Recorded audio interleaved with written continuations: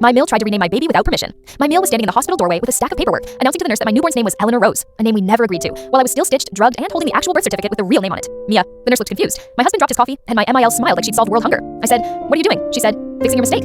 Fixing my mistake. I had just pushed a human out of my body, but apparently naming her was where I had gone wrong. She strutted in like a wedding planner taking over a reception. Mia is too short, too modern, not feminine enough. Eleanor Rose is elegant, timeless, the kind of name people respect. She waved the papers toward the nurse. "Go ahead and update the certificate." My husband finally snapped out of shock. "Mom, stop. Her name is Mia." Mill scoffed. "You only think that because she convinced you." "I'm sorry, convinced him to what? Choose a name for his own child? A scandal indeed." I held my baby tighter and said, "Give the nurse those papers." Mill shook her head. "No, families make decisions together." Funny she said family, considering she only ever includes herself in that definition. My husband tried again.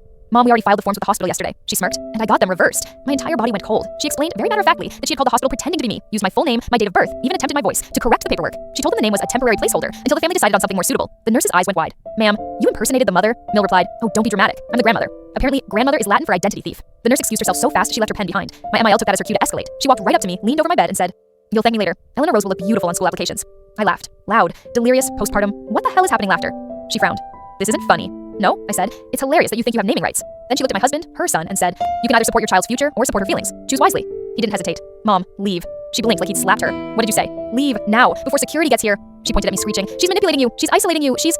But security arrived before her sentence did. When they told her she had to wait in the lobby, she screamed, "You can't kick out the grandmother." Security said, "We can when the mother requests it." Oh, the way she whipped her head at me. I waved, politely, like she was boarding a flight she didn't want. She left, but not quietly. She yelled down the hallway, "You may have won this round, but the government lets you change names later." Great. My baby's first stalker is her grandmother. Fast forward 3 days. I'm home, recovering, breastfeeding like a sleep-deprived farm animal. Suddenly, my phone buzzes. It's a notification from the state registry website.